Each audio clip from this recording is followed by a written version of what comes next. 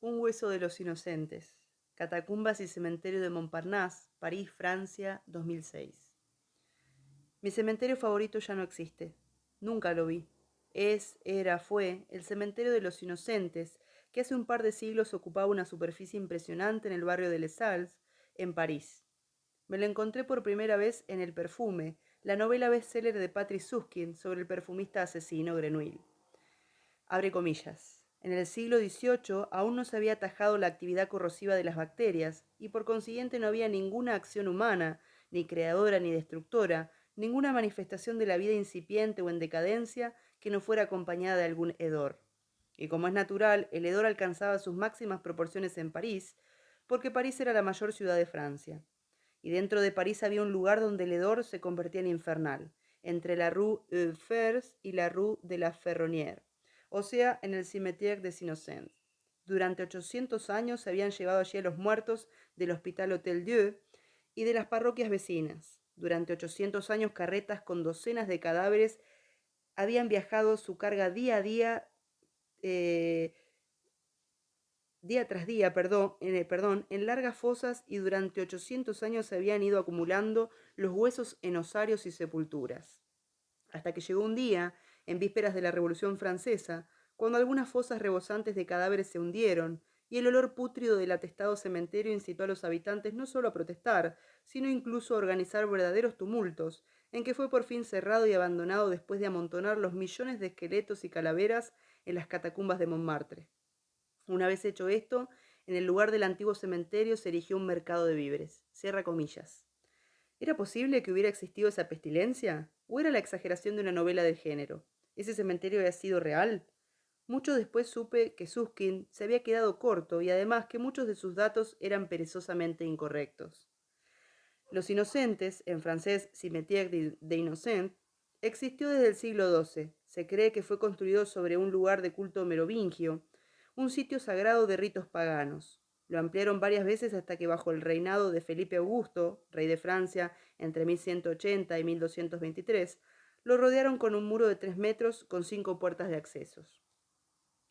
A los ricos les correspondían sepulturas cerradas. Para los pobres, para todos los demás, había fosas comunes abiertas constantemente, es decir, abiertas hasta que se llenaran. Tenían unos 9 metros de profundidad, 5 o 6 metros cuadrados de superficie, y podían contener entre 1200 y 1500 cadáveres.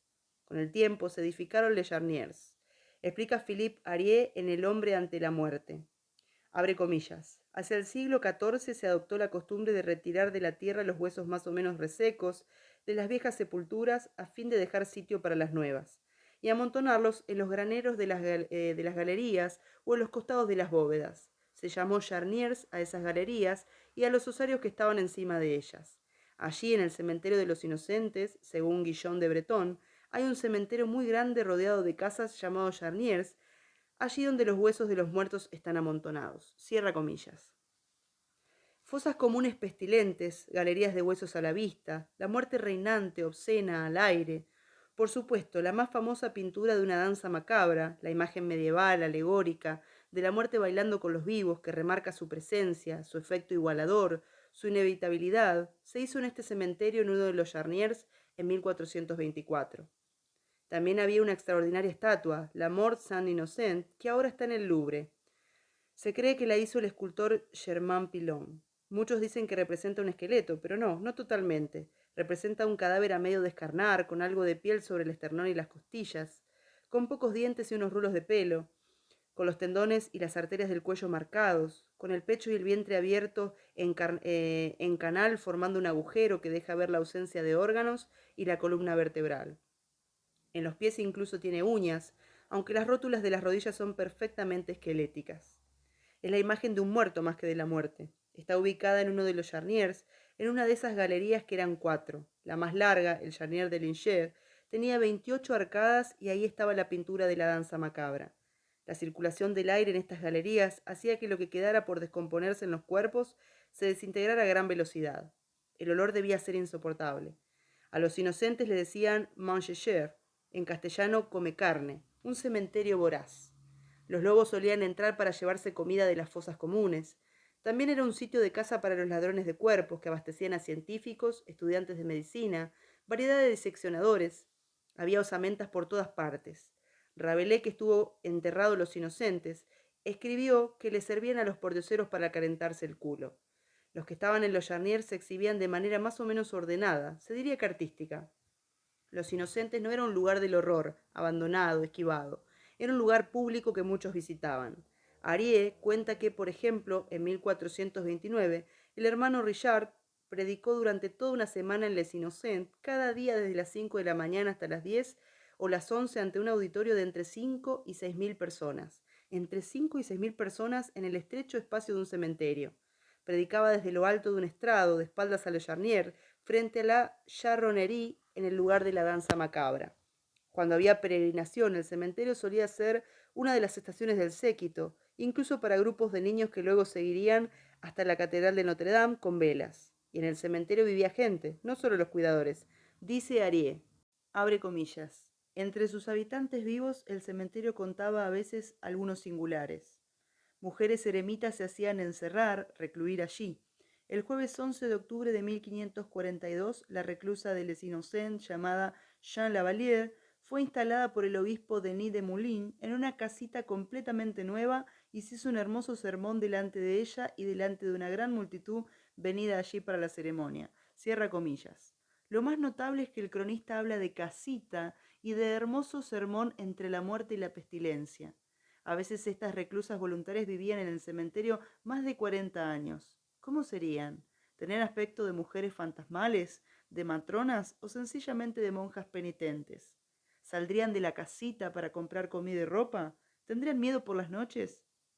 También vivían un tiempo y morían en el cementerio reclusas condenadas a cadena perpetua. En esa época no existían prisiones para mujeres, apenas existían prisiones en verdad. Se las encerraba allí a perpetuidad.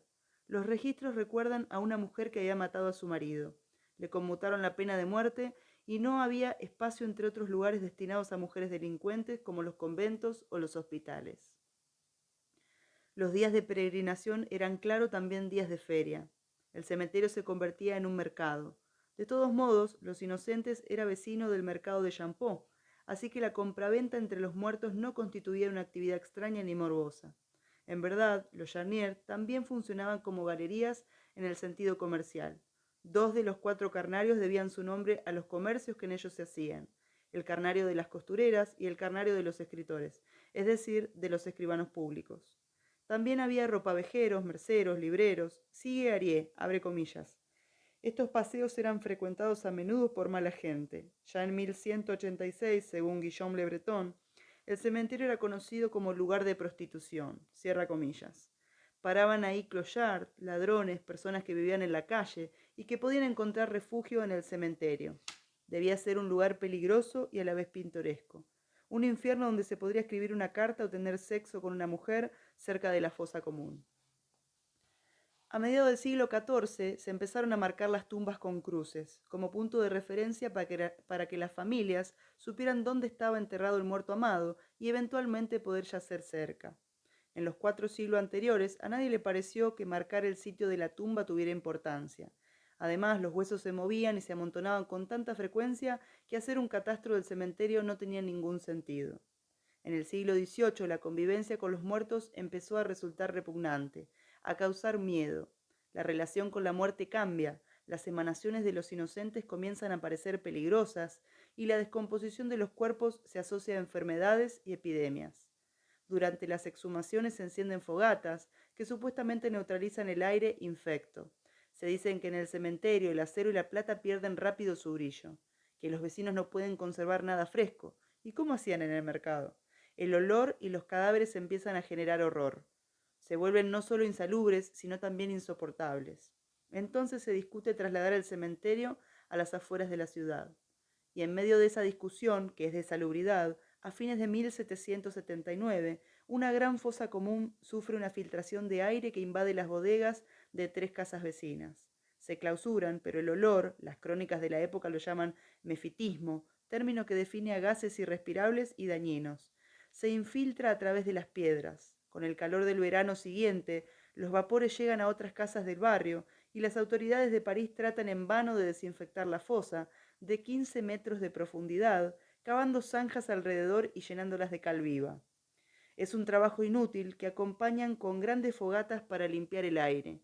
El cementerio iluminado de noche, las hogueras entre los huesos, alimentadas con restos de ataúdes. El cierre está cerca. Se produce en 1780.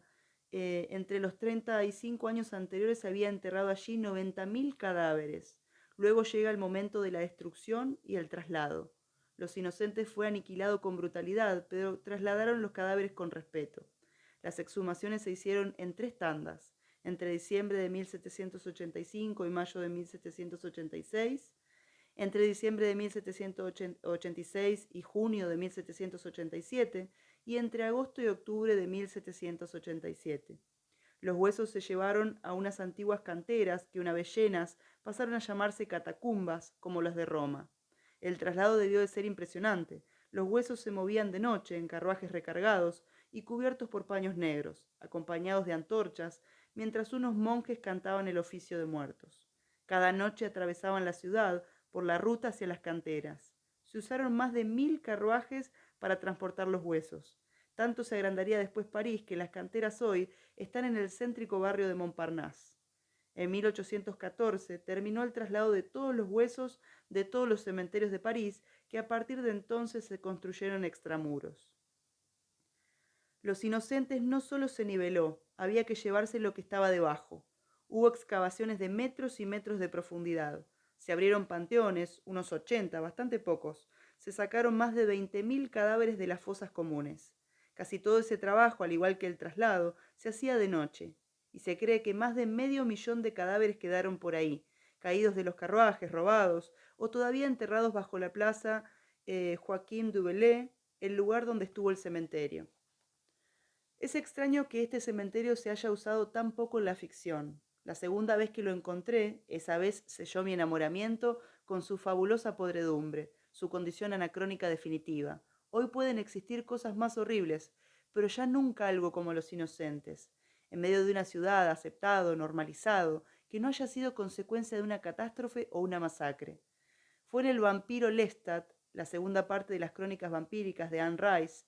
Lestat, el vampiro moderno que no vive en tumbas ni se aterroriza ante cruces, que quiere estar entre los humanos, se encuentra con la guarida de los hijos de la oscuridad, los vampiros liderados por Armand, que creen ser sirvientes del demonio y viven entre los muertos.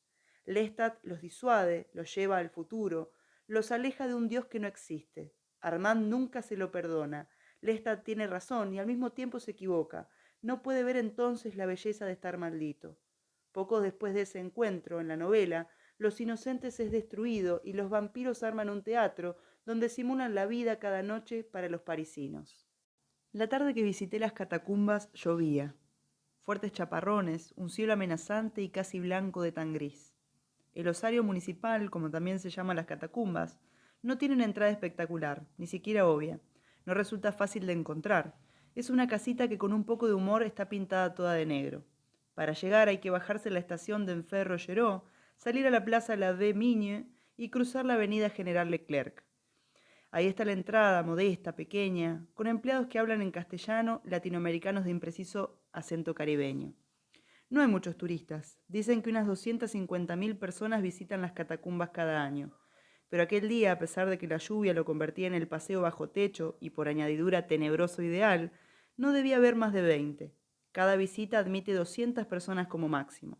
Es posible que en ese mismo momento hubiese muchos más turistas clandestinos en los casi 300 metros de catacumbas, cañerías y túneles por debajo de París, que no forman parte de un osario, aunque hay un tramo, dicen los que bajan ilegalmente a la ciudad subterránea, lleno de huesos frecuentados por loquitos, así lo llaman, que gustan de zambullirse entre esos huesos desperdigados, rotos, abandonados, que se cuentan por miles.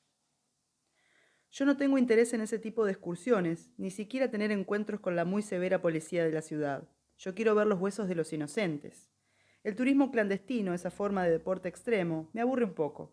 Y no quiero ver huesos abandonados sobre los que se puede caminar. Quiero ver los ordenados y hermosos huesos que apilaron con decencia y lujo los obreros que trasladaron los viejos cementerios de París. El precio de la entrada es mínimo. En esta visita somos pocos, unos 10 turistas, y la única latinoamericana soy yo.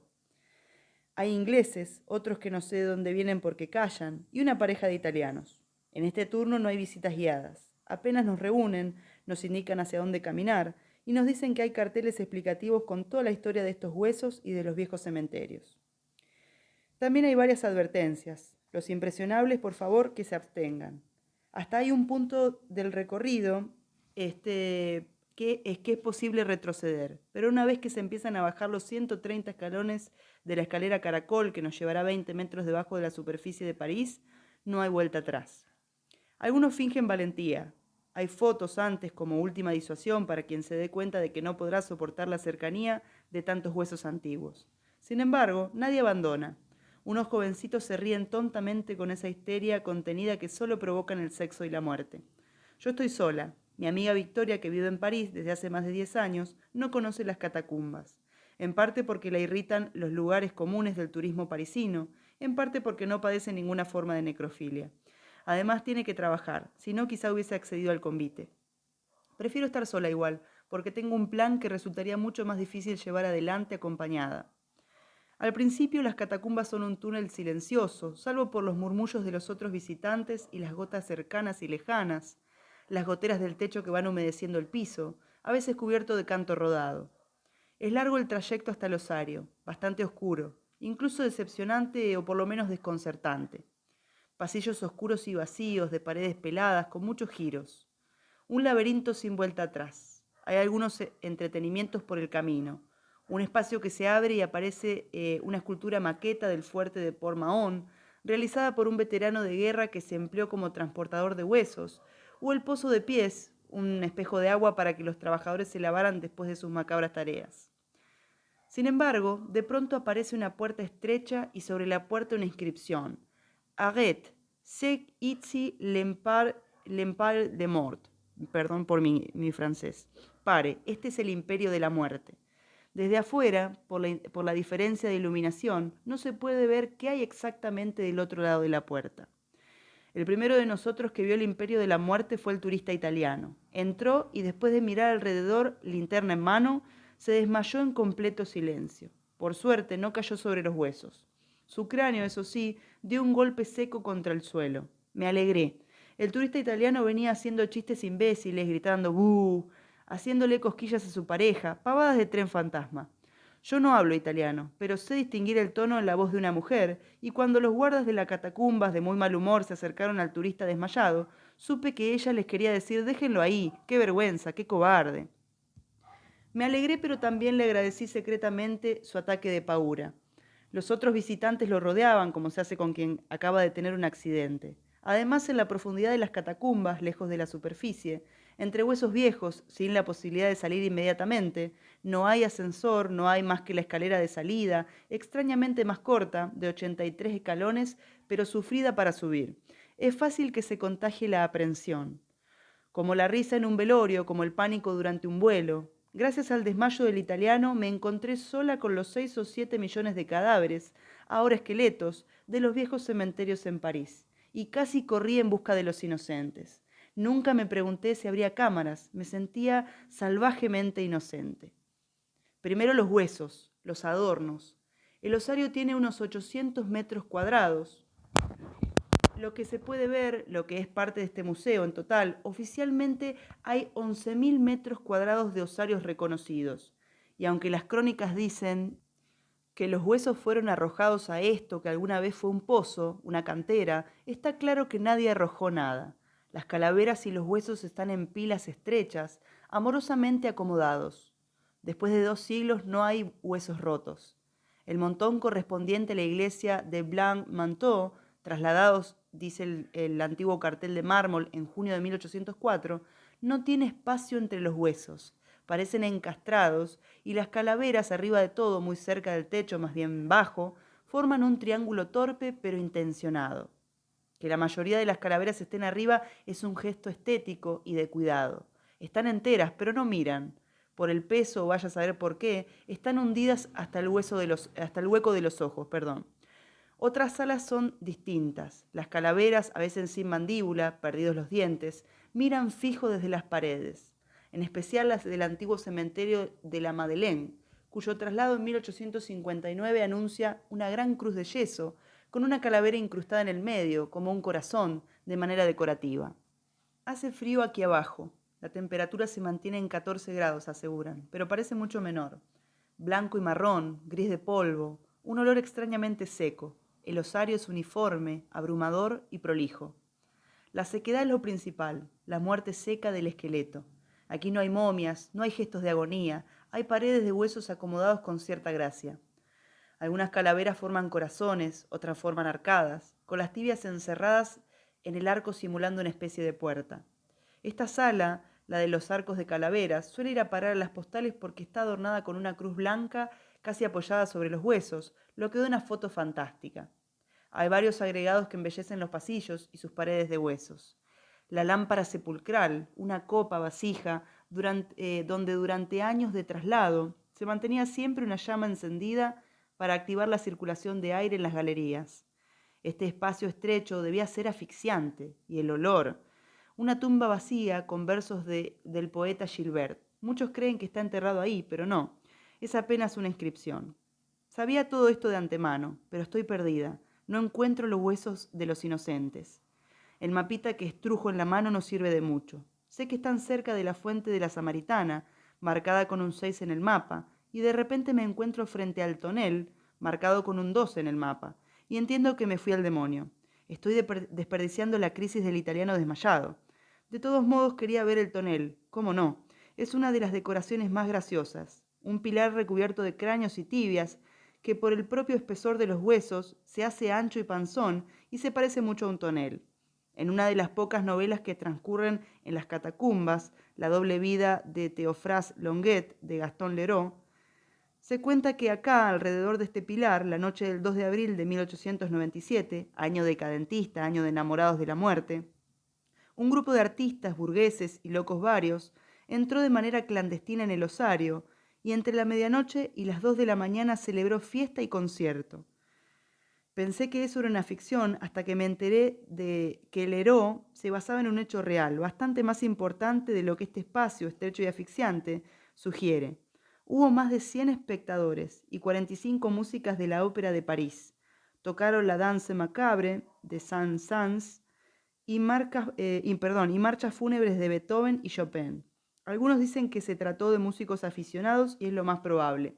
Todavía no pude averiguar los nombres de los asistentes. Acá mismo no tengo a quién preguntarle. Mi visita no es guiada, tengo un plan. No quiero andar en grupo. Y además, los guardas, que seguramente pueden responder preguntas, siguen viendo cómo rescatar al italiano desvanecido. Algunos turistas lo han abandonado y recorren los pasillos. ¿El hombre reanudará su paseo o se hará sacar? Salgo trotando de al lado del tonel y voy directo a la fuente de la Samaritana porque sé que alrededor de este piletón están los inocentes. Cuando llego, tengo una impresión horrible. La placa que anuncia el lugar de depósito de los huesos de los inocentes está justo delante de unas cuantas paredes despojadas sin huesos. En una incluso hay un cartel que indica la dirección de salida. Me disgusta, lo siento casi como un desprecio. Los inocentes deberían tener su propia iluminación, su propio guía, su propia pompa. Pero no, ahí está, en un rincón. Enseguida, después de levantar la cabeza, después de dar unos pasos, me doy cuenta de que los inocentes tienen su propia cruscripta. Se llama Sacelum. Y son tantos los huesos, no sé qué esperaba. Una luz oscura, un temblor, algo que revelara esos huesos y su mito de origen. Para mi misión, llegué a las catacumbas con un gamulán de manchas anchas y de enormes bolsillos, totalmente inadecuado para la lluvia, más lindo que abrigado, también inadecuado para el frío. Sin embargo, de todos los sacos que traje en este viaje a Europa, el gamulán es el más apto para esconder, entre la manga y mi brazo, como si se tratara de un estilete, el hueso que quiero llevarme de los inocentes, el hueso que voy a robarme de estas catacumbas. Sacarlo no es fácil, los huesos están francamente encastrados, salvo en algunos rincones, como en el rincón de la pila que inicia uno de los pasillos, donde hay varios huesos sueltos, huesos pequeños, pero también una hermosa calavera que lamentablemente no puedo llevarme y no hay manera. Miro alrededor, no hay turistas, no se escucha tampoco al italiano, no sé qué pasa en los demás pasillos, no sé si hay cámaras, no lo pienso en el momento. ¿Por qué no lo pienso? La adrenalina tal vez. Tanteo entre los huesos del rincón, que está muy oscuro, y encuentro uno fino y firme, de unos 20 centímetros, en perfecto estado. Rápido, rápido. Lo deslizo dentro de la manga del gamulán. Tiene el largo de mi antebrazo. Por eso no significa, pienso que sea un hueso del antebrazo. A pesar de mis obsesiones macabras, conozco poco de anatomía. Enseguida lo bautizo François. Rabelais estuvo enterrado en Los Inocentes, también La Fontaine, pero no me importa la celebridad del hueso. Solo quiero tenerlo y darle un nombre. Siento que el hueso áspero está sobre mi pullover fino. Sé que va a lastimarme, es puntiagudo en los bordes. Ahora tengo que salir. Una vez que esté afuera, François será mío. Aquí pueden acusarme, despojarme. ¿Quién sabe lo que puede pasar? ¿Es un delito grave robar un hueso? Después de todo, las catacumbas son un museo. Sin embargo, me siento tan inocente. Me quedan recovecos por visitar, pero ahora debo salir. Cargo un hueso de quién sabe cuántos cientos de años, un hueso robado. Los 83 escalones de salida me parecen increíblemente cortos. Antes de subirlos, pensaba que la ascensión se me haría eterna, pero no, resulta breve e indolora. Me sigue de cerca una pareja joven. Ninguno de los dos habla. A la salida se entrega un regalo que recibo con apuro, pero intentando disimular mi desesperación por irme. Es una medalla. De un lado tiene grabada 3 calaveras rodeadas de tibias y en círculo las palabras Le Catacombe, París. Detrás un sello oficial que hace constar la visita al museo con el logo de Trésor de France. Para fingir calma y también por curiosidad, les pregunto por el destino del italiano cobarde a los empleados que saludan a la salida. Entre sonrisas y revoleos de ojos me dicen que tuvieron que sacarlo en andas 2 hombres. 83 escalones, el italiano desvanecido y una escalera caracol. Los empleados de las catacumbas no son muy simpáticos, tienen motivos. Afuera llueve horriblemente. No tengo gorro y la tela del gamulán es lo peor para la humedad. Se empasta, se vuelve pesada, pero por lo menos no deja pasar el agua. El pelo mojado se me mete en los ojos. Debería volver a casa, el departamento de mi amiga Vicky, cerca de Montmartre, en uno de los barrios de inmigrantes del oeste de África. Pero quiero ver el cementerio de Montparnasse. Está cerca de las catacumbas, a unos 500 metros por el Boulevard Raspail. Camino muy rápido, pero más tranquila. François me obliga, a tener el brazo doblado. Si extendiera el brazo y François se deslizara y cayera sobre la vereda en esta avenida agitada, no solamente lo habría molestado en su descanso, sino que también quedaría destrozado. Te voy a cuidar, le susurro. Vas a ver mundo. Seguro que no viste mundo en tu vida, y menos en esa tumba tan hermosa pero solitaria, con los turistas que hablan en sus lenguas y se ríen, y te hacen soñar con otros cielos y otras vidas. No me da culpa haber tomado François, ni un poquito de culpa. Montparnasse es un cementerio de famosos. El mapa de sus 19 hectáreas que dan gratis en la puerta, después de avisar con la brusquedad parisina de rigor que queda apenas 1 hora para el cierre, tiene tantos puntos amarillos de tumbas célebres que el intento de visitar todas sería excesivo, en especial con tan poco margen de tiempo. Elijo entonces a mis fetiches. No soy una coleccionista de muertos célebres, solo vengo a saludar a mis muertos queridos. Mientras ando me cruzo con algunos famosos que significan poco y nada para mí. Jacques Demy, Cioran, Théodore de Banville, Roger Calois, Claude Mauriac. Me topo con el primero de mis queridos sin siquiera buscarlo, la tumba de Serge Gainsbourg.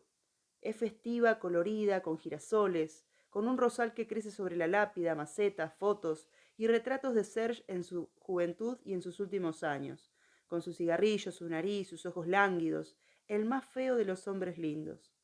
Gainsbourg murió en 1991 y sigue siendo amado. El chico judío que hizo una versión reggae de la Marsellesa enamoró a Brigitte Bardot y a Jean Birkin, escribió una canción sobre el incesto y filmó un video en el que entre sábanas negras la canta en la cama con su hija Charlotte. Serge Gainsbourg vivía en una casa sin ventanas y hacía discos sobre chicas fabulosas como Melody Nelson y escribía canciones porque gemía junto a su mujer. Je t'aime mon ne plus. Y dirigía películas protagonizadas por Birkin y la superestrella de Warhol, Joe D'Alessandro. O le decía a Whitney Houston que se la quería coger en la tele. Ella tan horrorizada y los dos están muertos ahora. Y Whitney dejó de ser chica inocente en, ¿cuánto? 2 segundos. No hay tiempo, tengo que ir por Julio Cortázar. Está cerca de Serge, por suerte. Hay que cruzar la rotonda. No es fácil de encontrar la tumba. Está en una callecita, pero es fácil reconocerla. un rectángulo de mármol blanco con el nombre de Carol Dunlop grabado, sobre el cual se borran bajo la lluvia mensajes en castellano, algún gracias Julio, fechas, y se humedecen papeles doblados, cartas que no toco. Sobre todo lo que hay son piedras, unas 50 piedras pequeñas para la rayuela, y la extraña escultura de Luis Tomaselo y Julio Silva, una serie de redondeles superpuestos, con un cuello retráctil, que termina en una cara blanca. Puede ser de un gusano o de la luna. A un costado, al lado de un ramo de flores secas, se distingue un viejo paquete de yerba mate tarahui. Ojalá nadie se lleve de acá Cortázar, ojalá la manía desenterradora argentina no decida repatriarlo. Es hermosa esta tumba y este cementerio gris y verde, de bronce joven, cuidado, visitado. Ojalá a nadie se le ocurra hacer la pavada de traer a Cortázar a la Recoleta y poner un dibujo de una rayuela encima de la tumba o una escultura de una autopista de hierro o de un cronopio. Este cementerio le va bien, le queda perfecto París. No tengo tiempo. Habrá que dejar para otro viaje a Beckett, a Tristán Tzara, a Brassai, a Moebius, a Man Ray. Llueve espantosamente y están por cerrar. Hay turistas con coquetos paraguas. Un guarda me mira con pena, pero no va corriendo a conseguirme algún refugio, una capucha, algo que me permita seguir andando por Montparnasse sin empaparme. Tengo miedo por François, mi hueso. Si se moja, si se humedece, ¿correrá peligro de desintegración? No sé qué pasa con los huesos. Siento por un momento que acabo de adoptar una delicada mascota y que no sé cómo cuidarla. Aprovecho que nadie me ve, que nadie puede tomarme por loca, y le hablo. Le digo que es ridículo estar en medio de una tormenta frente a la tumba de César Vallejo, que después voy a explicarle por qué. La tumba de Vallejo es muy sencilla, una lápida, dos bloques de mármol o de piedra, no sé distinguir bien. Dice, César Vallejo, qui suaita reposer dans ce cimetière, que quiso reposar en este cementerio. Y sí, ¿quién no querría reposar aquí? Después la famosísima inscripción firmada por Georgette, su viuda, que lo amaba con locura, que pasó 4 horas ciega cuando él murió. Se volvió loca, según ella misma. Alguien me contó en Perú que solía hacer sesiones de espiritismo para hablar con su marido muerto. Je t'en neige pour que tu dors. He nevado tanto para que duermas. César Vallejo, murió en 1938 a los 46 años, pero está enterrado en Montparnasse desde 1970. Ella lo trasladó acá desde otro cementerio parisino. En los años 50 el gobierno de Perú intentó repatriar al poeta. Georgette lo impidió. Firme, digna Georgette. Sobre la tumba de Vallejo hay flores, una bandera de Perú deshilachada y un ramo de margaritas dentro de una botella de Inca Cola, ofrenda bien criolla. Corriendo, ya no llueve tanto, pero tengo frío y el cementerio va a cerrar, llego a ver la tumba de Maupassant, algo más elaborada, con una suerte de pórtico, rejas que simulan un jardín cerrado y muchas plantas. La muy sobria de Jean-Paul Sartre y Simone de Beauvoir, que están enterrados juntos, las únicas celebridades del sector 20, con los nombres grabados en una finísima tipografía marrón. Y la de Jean Seberg, Bella Jean, Bonjour, Tristesse, que logró morir dentro de un auto tras 8 intentos de suicidio. Años después también sería enterrado acá uno de sus amantes más famosos, Carlos Fuentes. De salida, mientras salto sobre tumbas para llegar a la puerta, no van a dejarme encerrada, pero tengo miedo de cometer una infracción, que me revisen y así encuentren a François. Descubro una tumba inesperada. Es la escultura de un enorme gato, de más de un metro y medio de altura, un gato blanco de mosaico con collar rojo y verde, patas de todos colores, mosaicos amarillos, azules, rojos, verdes. En su cuerpo los mosaicos forman corazones, flores y líneas azules como venas. Un gato hermoso, gordo, absolutamente alegre, que lleva el nombre de Ricardo en el vientre. La placa en su sencillez parece un anuncio más que una lápida, y dice en francés, para nuestro gran amigo Ricardo, que murió demasiado joven, amado y bello. 10 de junio de 1952, 21 de septiembre de 1989. Tengo ganas de llorar. Pienso que Ricardo fue gay. Cualquiera que haya muerto demasiado joven y hermoso en 1989 en París seguramente murió de sida. No es prejuicio lo que me hace llorar frente al gato. Algo en los colores festivos de esta escultura, en el amor en que fue hecha, en lo distinto y desafiante de estos mosaicos modernistas dentro del sobrio cementerio de Montparnasse. Me habla de este hombre de más de 30 años, tan querido que no necesita apellido, y su monumento no necesita firma. Es lo último que veo y me voy con la decisión de averiguar quién lo hizo. ¿Quién es el autor de ese gato? ¿Viste qué hermoso, François? Le digo a mi hueso. y de repente siento cómo una gota se desliza desde mi nuca por mi espalda, bajo el pullover y la remera, una gota helada que puede haber caído del cielo o de mi pelo, una gota que me recorre como un dedo las vértebras. Sé qué es, sé lo que pasa, me acuerdo. Hubo otro François en este cementerio y yo estoy diciendo su nombre, lo estoy nombrando, lo estoy llamando. Salgo de Montparnasse con el frío de François Bertrand en mi espalda. Lo llamaban el vampiro de Montparnasse, con esos abusos de los términos y las designaciones. François Bertrand era todo lo contrario a un vampiro. Un vampiro es un muerto que se alimenta de vivos. Bertrand, en cambio, era un hombre vivo que tenía sexo con muertos, en realidad muertas.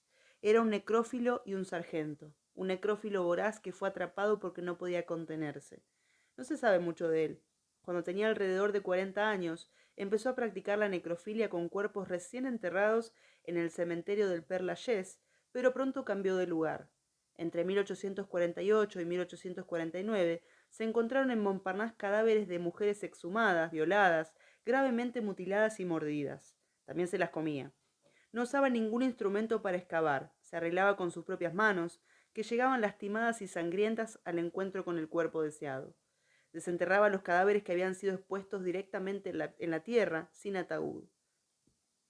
Fue a juicio ante una corte marcial. Era un militar después de todo.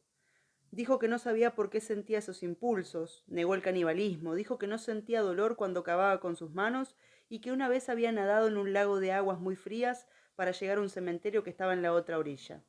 Uno de los cuerpos que desenterró, violó y mutiló era de una niña de 7 años. Lo atraparon en 1849, lo habían emboscado en el cementerio donde recibió un disparo y finalmente lo encontraron en un hospital militar a donde tuvo que ir por sus heridas. El médico que lo atendió dijo durante el juicio que François Bertrand sufría de monomanía destructiva y erótica. Fue condenado a un año de prisión, el máximo por violación de sepultura. Se tomó en cuenta que no había dañado a nadie porque sus víctimas estaban muertas. La necrofilia no figuraba en el Código Penal. Su caso cambió la ley y se agravaron las penas para quien mutilara un cadáver. Sin embargo, tuvieron que pasar unos 50 años para que el delito de profanación se sumara al de asalto sexual. François Bertrand se suicidó en 1850 cuando salió de prisión. Era un monstruo, pienso, mientras espero el metro. Pero yo acabo de profanar una tumba. Podría tener el mismo castigo que él. No siento culpa. Tengo un poco de miedo apenas. Mi amiga Victoria, que vive en París desde fines de los años 90, alquila un departamento chico pero muy lindo en el Goutte d'Or, a cuadras de Montmartre. Es un barrio de inmigrantes, el 90% africanos. Hay tiendas de magníficas telas, peluquerías atareadas, idiomas cantarines por las calles, hermosas mujeres orgullosas con perfiles de reinas, restaurantes etíopes y música de Mali. El edificio de Vicky, sin embargo, está poblado de latinoamericanos. Hay chilenos, argentinos, cubanos, franco-bolivianos. También viven ahí en departamentos de la planta baja pegados a la Cour, el patio central, un chico de Normandía y un nativo de Niza, en perpetua deriva, Guillaume, que en visitas anteriores cuando yo no tenía un amor comprometido, fue mi amante. Hermoso Guillaume, rubio y adicto, con el pelo lleno de grasa y músico de jazz. La Goutte d'Or fue célebre a principios del siglo XX porque acá vivió la asesina serial de niños Jean Weber. Descubierta en 1908, se suicidó un año después, ya confinada en un instituto psiquiátrico. Mi amiga no sabe de ella, yo por lo menos no le ofrecí esa información. Son 5 pisos por la escalera hasta su departamento. Este es el París inmigrante y trabajador, pero incluso en el París más rico y elegante, un ascensor es un objeto demasiado lujoso. Llego agotada y jadeante, pero contenta. Estás empapada, dice Vicky, y corre al baño a buscar toallas. Yo no me animo a sacarme el gamulán. En su departamento tiene bidet y ducha, pero el inodoro está en el pasillo del piso y es de uso común. Por suerte solo hay 3 departamentos por piso. Decido no extender más el temita. Mirá lo que saqué de las catacumbas. Saqué, ese verbo uso.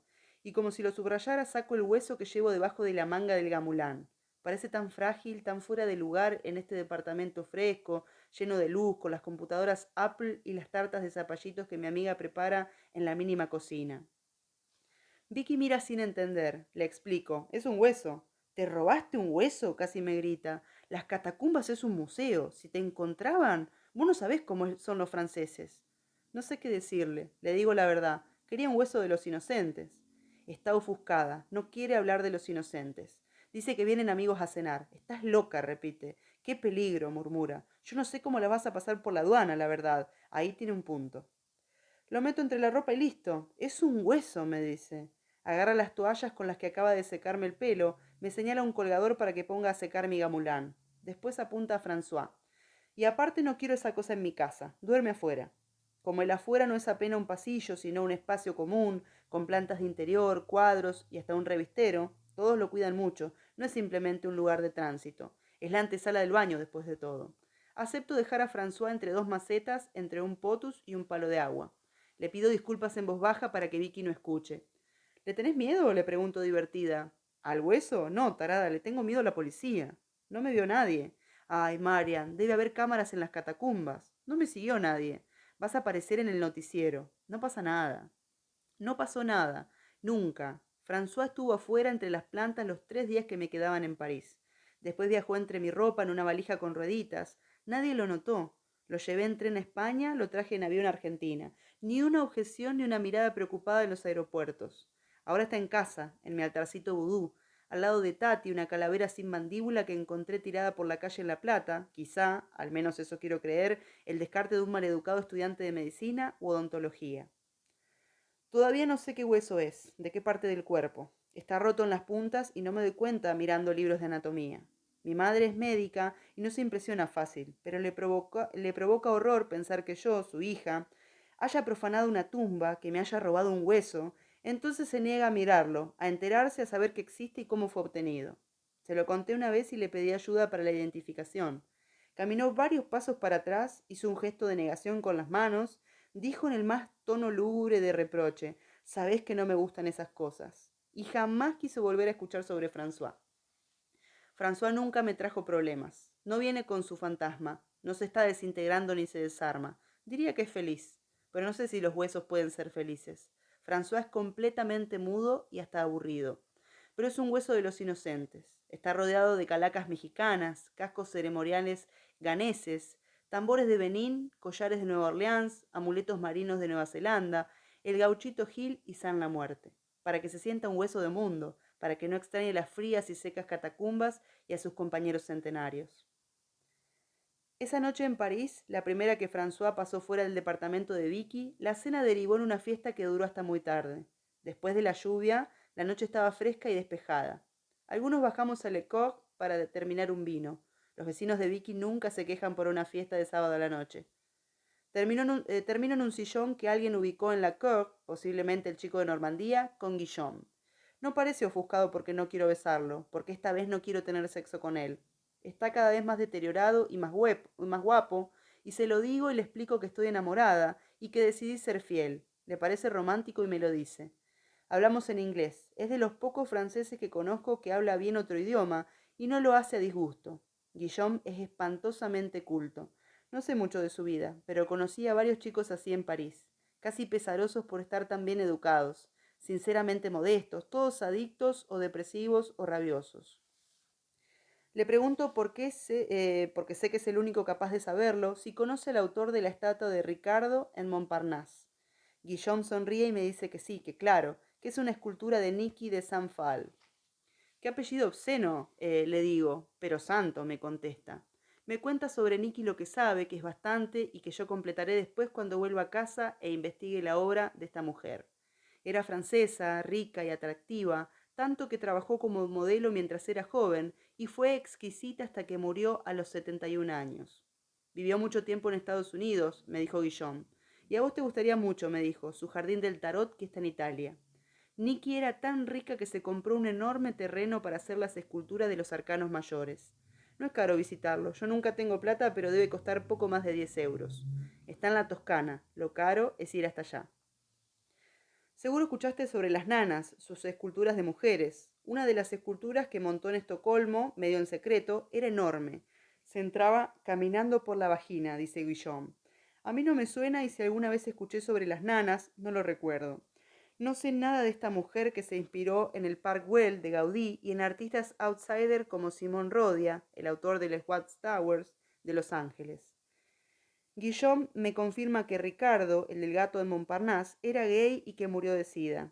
Su apellido era Menon y era el asistente de Nicky. Quiero saber por qué Guillaume sabe tanto sobre sobre esta artista. Él dice que en Francia es bastante conocida, que las feministas se la pasan rescatándola, esas cosas, y después me cuenta que en Niza, donde él nació y creció, Nicky de Sanfal hizo una estatua de Miles Davis, el héroe de Guillaume, afuera del Hotel Negresco frente al mar. ¿Es linda? Es rara. Miles es gordo como las nanas. Tiene el pelo rojo. ¿Rojo? Sí, y una chaqueta de muchos colores. Es un poco como las figuras de este artista colombiano Botero, ese. No suena muy lindo. No, el Negresco es una mierda. Un hotel de lujo de mierda. Nice es una mierda. Esa noche, Guillaume me dio su dirección de mail. Nunca antes me la había pasado. Tampoco se la había pedido. Nunca fui más que una amiga de su vecina con la que se acostó un par de veces. La anoté en un atado de cigarrillos. Cuando quise escribirle desde Buenos Aires, el mail me rebotó. No creo que me haya dado una dirección falsa. Seguro que anoté mal, medio borracha. En uno de mis llamados a Vicky lo mencioné y ella me dijo que iba a avisarle del mail. Nunca más supe de él, Vicky tampoco. Se mudó y creo que ya lo olvidaron. Nunca pude contarle a Guillaume del hueso de los inocentes, ni decirle que si vuelvo a Europa, si puedo volver a juntar dinero para un viaje así, me gustaría visitar con él el jardín del tarot. Me gustaría sacarle una foto al arcano de la muerte hecho de mosaicos, a la muerte gorda sobre un caballo azul, o posar al lado del diablo caderón y colorido, o dentro de la emperatriz que parece una esfinge, donde Nicky durmió mientras construía su jardín. Bueno, espero que les haya gustado, espero que las trabadas y los errores no sean tantos. Y bueno, déjenme comentarios, me gusta y suscríbanse.